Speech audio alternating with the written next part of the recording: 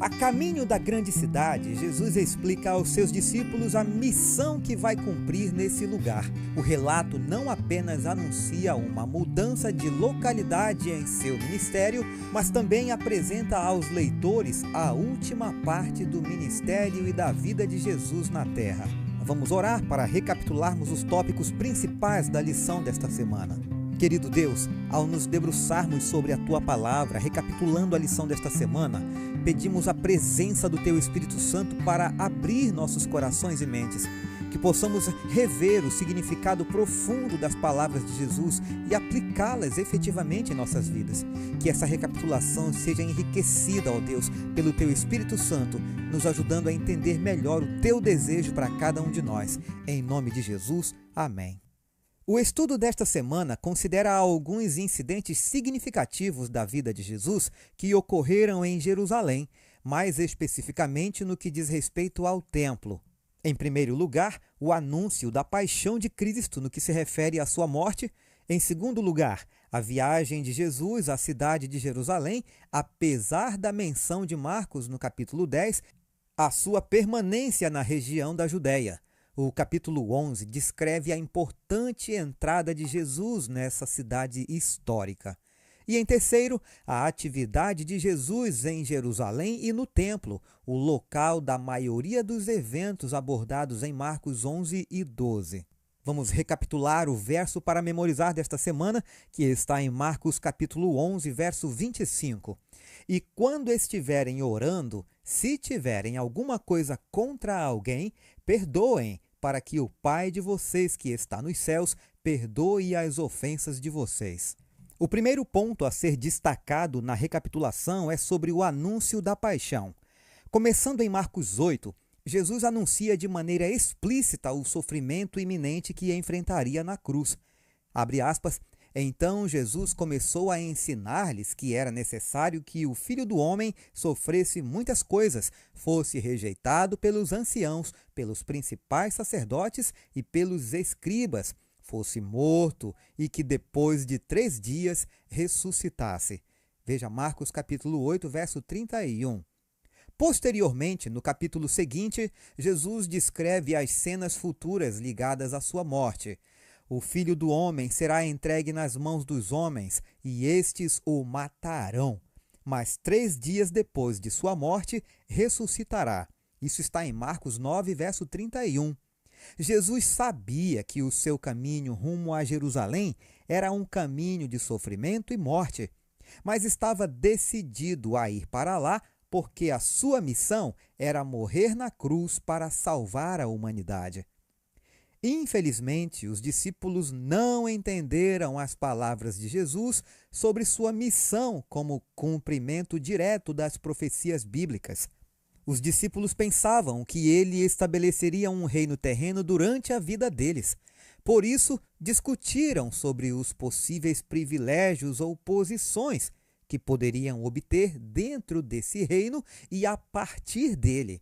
O Evangelho de Lucas registra o sentimento de desconforto que havia entre os discípulos depois que a morte de Jesus desapontou profundamente as esperanças e ambições deles. Um dos discípulos disse: "Nós esperávamos que fosse ele quem havia de redimir Israel." Isso está registrado em Lucas 24, verso 21. Assim, embora fosse seguido por grandes multidões, Jesus finalmente caminhava sozinho. Só ele podia compreender o pleno significado de cada uma de suas ações. Como Isaías descreveu centenas de anos antes, o lagar eu o pisei sozinho, dos povos ninguém esteve comigo. Isaías 63, verso 3. O segundo ponto a se destacar é quando Jesus vai para a cidade de Jerusalém.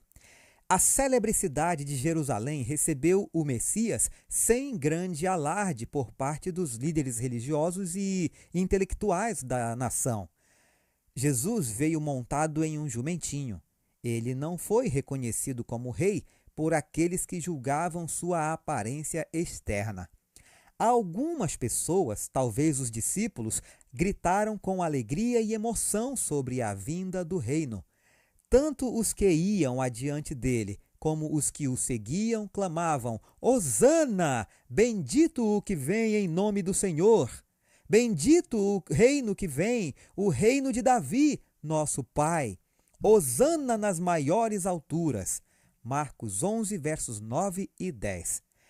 A próxima parte da narrativa de Marcos, no capítulo 11, concentra-se no templo, o centro das cerimônias religiosas de toda a nação israelita e especialmente em seus serviços. Da perspectiva de Jesus, o propósito para o qual o templo foi originalmente estabelecido se tornou obsoleto. Ellen White explica esse fato nas seguintes palavras: esse serviço havia sido instituído pelo próprio Cristo. Em todas as partes havia um símbolo dele. Era cheio de vitalidade e beleza espiritual. No entanto, os judeus perderam a vida espiritual de suas cerimônias, apegando-se às formalidades mortas. Confiavam nos sacrifícios e ordenanças como um fim em si mesmos, em vez de descansar naquele para quem essas coisas apontavam. Com o propósito de ocupar o lugar daquilo que haviam perdido, os sacerdotes e rabinos multiplicavam exigências criadas por eles, e quanto mais rígidos se tornavam, menos manifestavam o amor de Deus. Mediam sua santidade pelo número de cerimônias, enquanto tinham o coração cheio de orgulho e hipocrisia. O desejado de todas as nações, página 18. Jesus e o templo é o último tópico da nossa recapitulação. Marcos nos diz: E Jesus entrou em Jerusalém no templo e, tendo observado tudo, como já era tarde, saiu para Betânia com os 12. Marcos 11, verso 11. No dia seguinte, ao retornar ao templo, sua indignação não pôde ser contida. Quando Jesus entrou no templo, começou a expulsar os que ali vendiam e compravam. Derrubou as mesas dos cambistas e as cadeiras dos que vendiam pombas. Marcos 11, verso 15. Então, citando as Escrituras, Jesus os denunciou. Não é isso que está escrito: a minha casa será chamada casa de oração para todas as nações? Mas vocês fizeram dela um covil de salteadores. Marcos 11, verso 17. Sem dúvida, Jesus estava indignado por causa da falta de escrúpulos das transações realizadas nos arredores do templo. Ellen White comenta essa questão. Os mercadores exigiam preços exorbitantes pelos animais vendidos e dividiam o lucro com os sacerdotes e líderes, que enriqueciam à custa do povo. O desejado de todas as nações, página 116. Ao mesmo tempo, sabemos que se esperava que cada homem israelita pagasse meio ciclo de imposto anual no templo. Os debates sobre o que as autoridades do templo faziam com o dinheiro excedente indicam que as finanças não tinham transparência alguma. Marcos 11, verso 18, concentra a atenção dos leitores nos sacerdotes, nos líderes dos serviços no templo e nos escribas, e em como procuravam um modo de matar Jesus. É muito triste perceber que foram os líderes religiosos que iniciaram os planos para matar Jesus. Quando assim repreendidos pelo Salvador, deviam ter corrigido os abusos do pátio do templo. O desejado de todas as nações, página 116. Em vez de ouvirem a mensagem de Jesus, os líderes religiosos queriam se livrar do mensageiro. Ellen White também escreveu: os próprios sacerdotes que ministravam no templo haviam perdido de vista o significado do serviço que desempenhavam. Deixaram de olhar para além do símbolo, para aquilo que ele significava. Apresentando as ofertas sacrificiais, eram como atores em um palco. As ordenanças indicadas pelo próprio Deus tinham se tornado o meio de cegar a mente e endurecer o coração. Deus não poderia fazer nada mais pelo ser humano por intermédio desses agentes. Todo o sistema devia ser banido. O Desejado de Todas as Nações, página 36. No dia seguinte, Jesus entrou novamente no recinto do templo, Marcos 11, 27.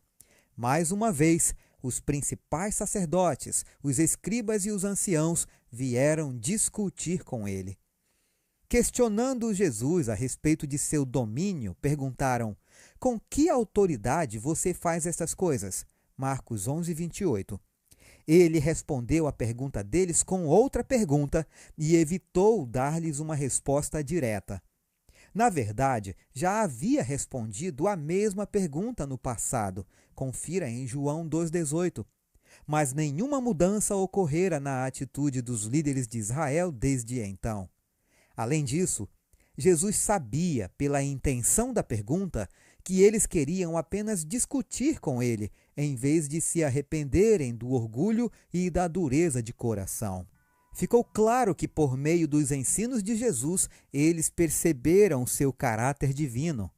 Mestre, sabemos que o Senhor é verdadeiro e não se importa com a opinião dos outros, porque não olha a aparência das pessoas, mas, segundo a verdade, ensina o caminho de Deus. Isso está em Marcos 12, verso 14. Em outros casos, os líderes religiosos lançaram perguntas a Jesus por maldade, conforme registrado em Marcos 11, verso 13, que diz: e enviaram a Jesus alguns dos fariseus e dos herodianos, para que o apanhassem em alguma palavra. Os líderes religiosos coletivamente procuravam prender Jesus. Veja Marcos 12, verso 12. Na parábola da vinha, de Marcos 12, versos 1 a 11, Jesus desmascarou com precisão as conspirações nefastas dos líderes religiosos para tirar-lhe a vida em um futuro próximo. Cristo confirmou a perfídia deles com estas palavras: e agarrando o filho, mataram-no e o lançaram fora da vinha. Marcos 12, verso 8. No entanto, dada a nossa discussão sobre o templo, o que é mais significativo são as palavras de Jesus no verso 9. Ele explica o que aconteceria de acordo com o plano salvífico de Deus, quando diz: virá, exterminará aqueles lavradores e entregará a vinha a outros. Marcos 12, verso 9. Com a morte de Jesus, todo o sistema do santuário chegou ao fim. Todos os seus emblemas apontavam para Jesus. Além disso, o remanescente fiel de Israel daria prosseguimento à missão. William Lane explica o terrível destino do povo de Israel literal nas seguintes palavras: no âmbito da parábola, as consequências inevitáveis da rejeição do filho foi um juízo decisivo e catastrófico. Isso aponta para o significado crítico da rejeição de João e de Jesus, que é vista em Marcos 11, 27 a 33 e 12, versos 1 a 12, de maneira tão preeminente, pois o que estava envolvido era a rejeição a Deus. Sem declarar sua própria filiação transcendente, Jesus revela claramente que o Sinédrio havia rejeitado o mensageiro final de Deus e que o desastre ocorreria. O legado sagrado do povo escolhido seria transferido para o novo Israel de Deus. Concluímos com as seguintes considerações. Que lições práticas podemos aprender com o ato de Jesus de purificar o templo? Considere a seguinte declaração: os pátios do templo de Jerusalém, cheios do tumulto de um comércio profano, representam exatamente o templo do coração, contaminado por desejos impuros e pensamentos profanos. Purificando o templo dos compradores e vendedores do mundo, Jesus anunciou sua missão de limpar o coração da contaminação do pecado, dos desejos terrenos, das ambições egoístas, dos maus hábitos que o corrompem. O Desejado de Todas as Nações, página 119. Em Marcos 12, verso 14, um dos membros dos fariseus se dirige a Jesus dizendo: Mestre, sabemos que o Senhor é verdadeiro e não se importa com a opinião dos outros, porque não olha a aparência das pessoas, mas, segundo a verdade, ensina o caminho de Deus. Parece que os líderes religiosos reconheciam quem é Jesus e a autoridade dos seus ensinos. Contudo, não estavam dispostos a segui-lo e tornar-se parte do seu reino. Professores, perguntem aos membros de suas classes como era possível que os líderes reconhecessem a autoridade de Jesus e, ao mesmo tempo, o rejeitassem. Como esse mesmo reconhecimento e a mesma rejeição de Jesus se repete nos tempos atuais. Se você gostou desse vídeo, curta, comente, compartilhe, se inscreva no canal e ative o sininho das notificações. Aguardo você amanhã para iniciarmos a lição 10. Feliz sábado, forte abraço, fiquem todos com Jesus.